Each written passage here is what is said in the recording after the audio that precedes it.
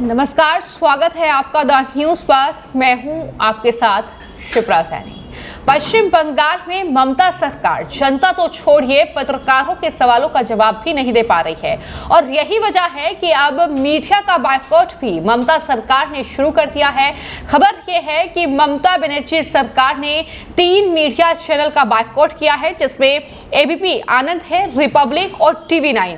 ये 3 media channel है जहां पर उनके प्रवक्ता नहीं जाएंगे। ये फैसला ममता बनर्जी की सरकार ने किया है। इस पूरे मुद्दे पर विस्तार से बातचीत करेंगे वरिष्ठ पत्रकार अजय जी मेरे साथ हैं। अजय जी, बहुत बहुत स्वागत है आपका।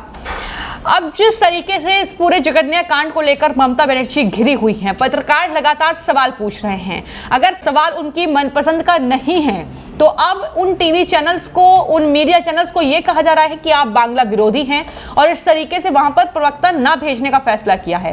क्या लगता है कि ममता बनर्जी जो है पूरी तरीके से बैकफुट पर आ चुकी है? आखिर क्यों इस तरीके का फैसला ममता सरकार ने किया है? देखिए, एक्चुअली में ममता बनर्जी की इसमें बहुत बदनामी हो रही है और ममता बनर्जी जो कोई इमेज है, चूंकि ममता बनर्जी बलात्कारियों का साथ दे रहे हैं, उनको बचा रहे हैं, बहुत सीधी बात। दूसरी बात, बलात्कारियों में जो उनका सरगना है, जो सबका मतलब मास्टर प्लानर है और वो वहाँ का प्रिंसिपल है, उसको इन्होंने प्रमोट करके दूसरी जगह कर दिया। हाई कोर्ट ने आदेश दिया, उसको लगातार बचा रही। वहाँ के एविडेंस के लिए अपने गुंडे भेज दिए।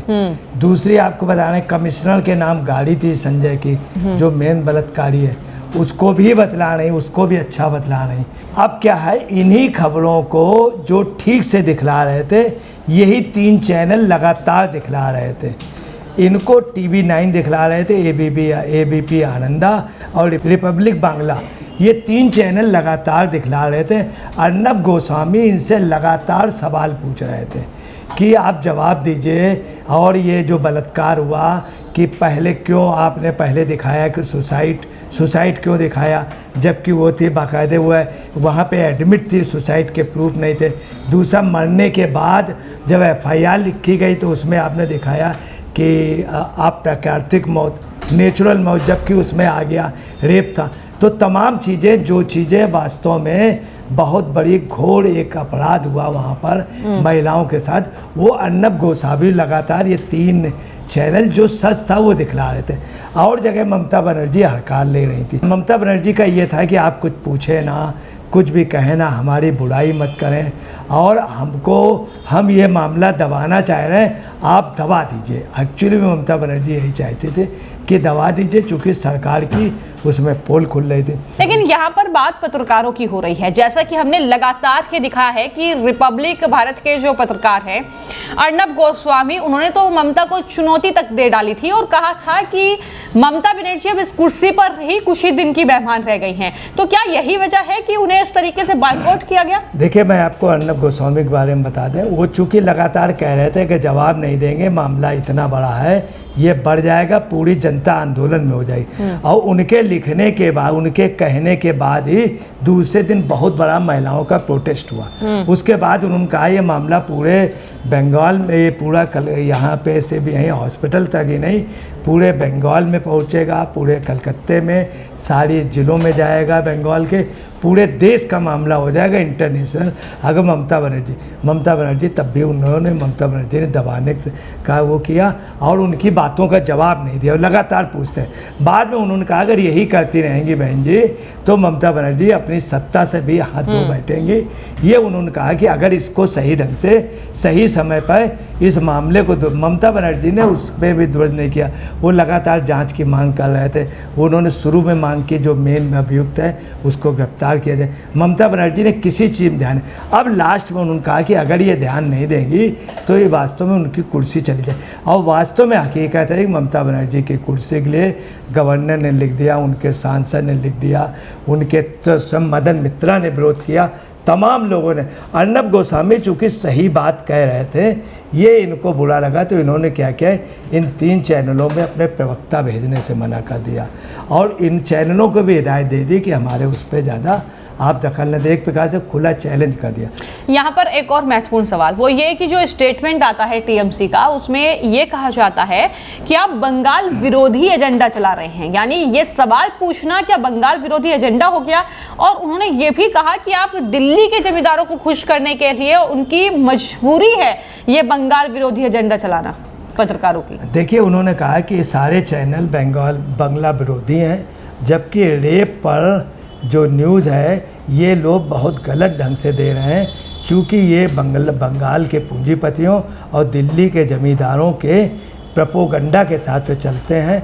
हम इनकी मजबूरियां समझते हैं, क्योंकि ये लोग उनसे मजबूर हैं, इनसे वो हैं, इनके प्रमोटर जो हैं कंपनी पर, चूँकि इनके जो चैनलों के प्रमोटर हैं उनके कंपनियों पे जांच चल रही है, इसलिए जांच के बचाव के लिए ऐसा कर रहा है। मैं आपको बता दूं, कोई भी जांच जो है ना ही TV9 पे चल रही है और ना ही रिपब्लिकन बंगला पे चल रही है और ना ही ABP आनंदा में। इनको शुरुआत से इनको कहाँ से लगा, सबसे मेन बात कहाँ से आई, ABP आनंदा में एक बहस चली। बहस में TMC नेता सांसद काकोली घोष आई और उन्होंने क्या किया, बीजेपी की अग्निमित्रा पाल को जो है उनको उल्टा सीधा कहा। अग्निमित्रा पाल वर्ल्ड की मानी हुई, हिंदुस्तान की मानी हुई डिजाइनर है, फैशन डिजाइनर। और इन्होंने क्या कहा, अग्निमित्रा जी को इन्होंने, काकोली घोष जी ने कहा कि ये जो है साड़ी निर्माता हैं, मतलब बड़े वैसे काम शब्द नहीं कह सकते। जब ये कहा तो तुरंत ही वहाँ पे ट्वीट आने लगे और उनके फ़ोन पे, उनके उस पे उनको काफ़ी बेइज्जती महसूस हुई और TMC सांसद को तुरंत ही माफ़ी मांगनी पड़ी। जब उन्होंने माफ़ी मांगी उनसे, भाजपा सांसद से अग्निमित्रा जी ने, उन्होंने माफ़ कर दिया। उसके बावजूद भी पब्लिक में, ट्विटर में लगातार उनके खिलाफ लोग कमेंट्स करते रहे और वो बहुत बुरी तरीके ट्रोल हुई सांसद काकोली घोष।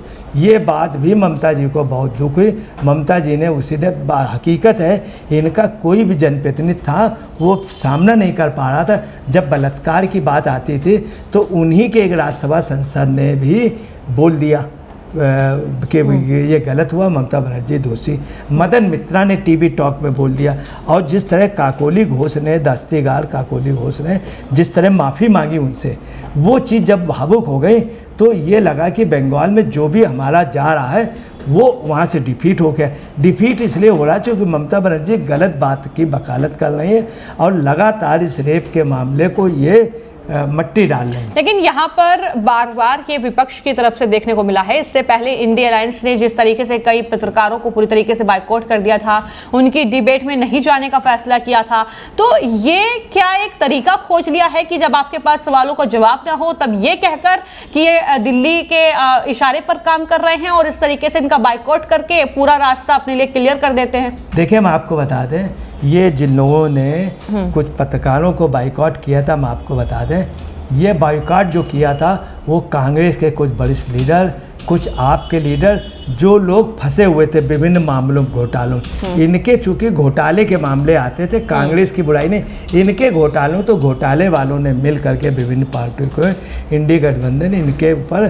बैन लगाने को, मैं आपको बता रहा हूँ, उसी के दूसरे तीसरे दिन इनको बुलाया नहीं जाता। ये खुद जो हैं ये इतने बड़े छपास रोगी हैं कि तमाम लीडर वहाँ खुद ही पहुँच जाते हैं मीडिया के साथ। दूसरी आपको बता दें कि जिनको बाइकआउट किया था उन्हीं को कमलनाथ बुलाते हैं और लेने जाते हैं एयरपोर्ट से और अपनी गाड़ी में बैठाते हैं, उसमें एक वरिष्ठ पत्रकार के पैर छूते हैं कमलनाथ। दूसरी आप आइए, राजस्थान में चुनाव हो रहा था, उनका बाइकआउट किया था स्वयं गहलोत ने, उन्हीं पत्रकार को ले करके आते हैं, उसी लेडी पत्रकार को आते हैं, बोले ये मेरी रियल बिटिया है, स्वयं गहलोत साहब कहते हैं। एक तरफ बाइकआउट कर रहे हैं उनको लेने, ये कुछ नहीं, बाइकआउट का नहीं, ये अफसोस है बंगाल की धरती से जिसने भी मीडिया का बाइकआउट किया वो बाइकआउट हो गया। सबसे पहला जो पेपर था उदन मार्टन जुगल किशोर शुक्ला का था, उसका बाइकआउट हुआ। निकलते ही उन्होंने जो लिख गए वो बंगाल के थे। बंगाल के कई पेपर बैंड किए गए,